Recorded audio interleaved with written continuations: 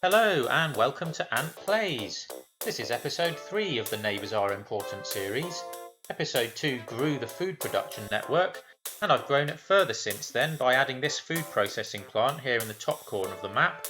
I've now got a food processing plant connected in each of the 4 corners, and a square-shaped network of trains connecting it all together to various fruit plantations and farms. So I'm now producing enough food to pretty much grow any town I like, wherever I want, whenever I want. Right, let's have a look at another little thing I did since the last video. I connected these towns together using some buses, and I actually made a YouTube short of this just to show you how to make sure your buses unbunch themselves. You can check that out on my channel.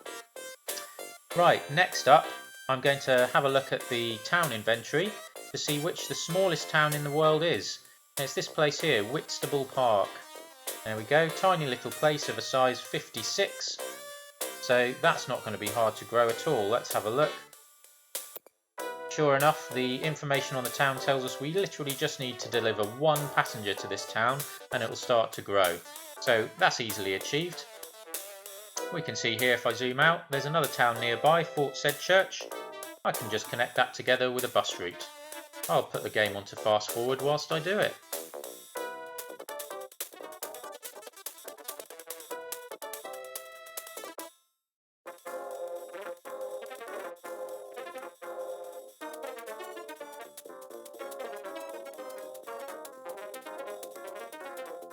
There we have it. The buses are connected. You might have noticed I added the unbunch instruction to these as well, so although they're together at the moment, they will unbunch themselves and spread out along the route. Right, next up we're going to create a nice long train network to take some passengers and mail all the way across the world. So we're going to find a town near the edge. This one will do, Great Avonburg, and we'll head across the map via Lod Hatton there. What else is roughly in line? Mincombe Cross. Fort Said Church again actually can be incorporated. That'll have buses and trains soon. Heading on from there we get Drintminster and we'll end the route over here at Pesningdore. So we'll start here, Great Avonburg. Train station will be perpendicular to the tracks that come in. The usual 4 tracks of length 5. Try and get it close to the centre, but I need to leave space for my tracks as well. And I'll go tracks coming this direction. So this will be the way into the train station, and this side will be the way out. I won't build all the tracks now, I'm just going to get the stations down first of all. Here at Lod Hatton, this will be a through station.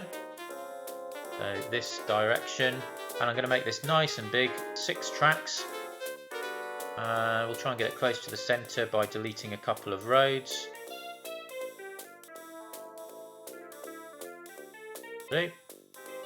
Next up, Mincombe Cross. Right, we've got some hills around here. Now towns don't like it if you level the hills nearby. So let's have a look. They don't have a rating for me yet, but as soon as I start flattening land nearby, you can be sure they won't like it. So we'll just try and level out what land we need to get the station in. There needs to be 6 wide, 4, 5, 6 by 5. There we go. And sure enough, my rating's now appalling. If I try to build the station, I get this message telling me that they won't allow me to. So I'll have to make them like me a bit more, and I can do that by planting some trees. Sounds simple enough. There we go, some trees planted across the town, and now my rating is poor, which is the lowest rating which a town will allow you to still build a train station. There we go, the station's down, and they didn't like that happening either, so my rating's back to appalling, but my station's in, so it doesn't matter from there. They'll start to like me again once the passengers and mail start getting delivered in the future. Right, next one, Fort Said Church. See the buses running nicely, they've spread themselves out along the route. A couple of bits of road to delete again to get myself close to the centre as I can. Drintminster was going to be next. Again, I've got a house to destroy there. Try and keep things close to the centre. And the final one, Pesningdore. Again, this will be the end of the line, so a perpendicular station. Get it close to the centre. Try and leave enough space for roads to break out past that rubber plantation as well. There we are. Right then, now I'm going to show you a through station and how I build those. We'll start down at this one at Lod Hatton. So we'll have 3 platforms for each direction of travel. So trains will come in on the right hand line, through the 3 platforms on the right hand side and out the other side. And the 3 platforms on the other side of the station will be for the other direction of travel. I'm also going to allow trains to divert past the station if they're not stopping here, and I'll do that by adding tunnels which will actually go underneath the station itself. For that reason, because I'll have tunnels coming down through the middle, the actual access to the station will be from the edge. So I'll put these lines in first, accessing to the edge platform. So this will be the way in for this direction of travel. So you get 3 platforms like that. And on the way out, you always need a straight piece of track for an exit signal first. And then it goes like that. And I just need to do the same on the other side. Exit goes in like this. Now the next bit I'm going to build is actually to start the loop around for trains. If, for example, they come in from this direction and they want to go back out the way they came, we have a loop around which will start from here, come up, and then it needs to go down because it's going to go underneath the main line. And it will tunnel under this point here. And you can sort of start to see how this is looping around now.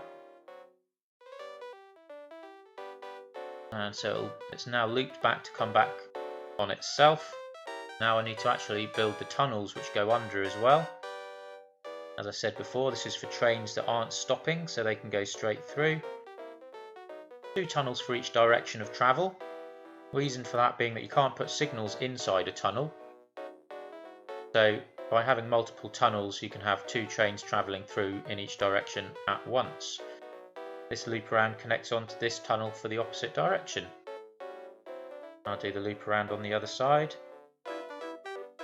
Same sort of design, so it will all actually end up being symmetrical.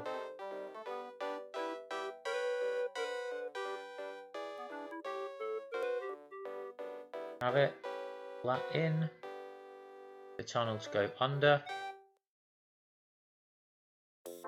Tracks come around here, and that connects into there. Connects into there.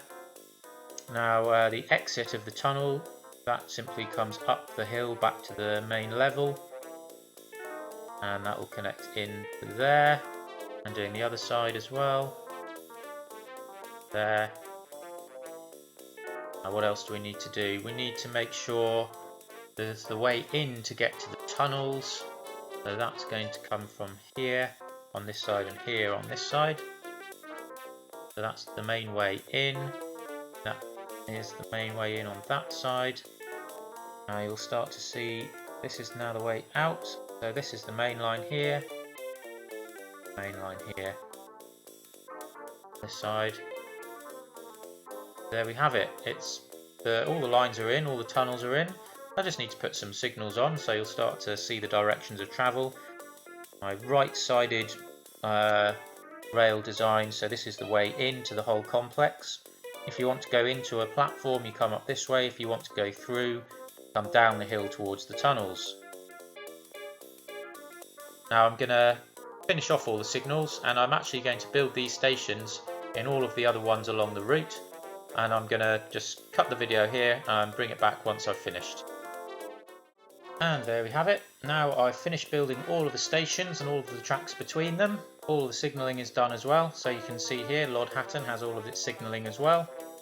Here's Mincombe Cross, full station in there, Port Said Church, Minster, all the same type of through stations, and the final end of line station is here at Pesningdore. I've built all of the trains here as well. Let's get them all started. They've got their unbunching orders, so they'll spread themselves out between all of the stations eventually. Now let's just track train number 58, see it follow the route all the way along. Whilst it's doing that, I'll tell you a little bit about what's to come next. In episode 4, Now that the passengers are all running along this route, the towns won't grow until they start getting some food as well. And some of the ones that are in desert will need water on top of that. So I've got a lot of food ready at the food processing plants. We'll start feeding that all in, and I'll connect up the water too, like I said, and we'll start to see how big this world can get. Looking at the town directory, the size of the world at the moment is a shade over 18,000. And if you remember, we did start Whitstable Park growing as well. That's already off the bottom of the rankings, up to a size of 142 now. Let's just pop over there and have a closer look. There we go, we can see the buses running there. And the passengers being delivered are helping it to grow, but it's already grown enough now that it also needs food to grow any further. That will happen in future. Right, that's the end of the episode. Bid you farewell, and I'll see you soon.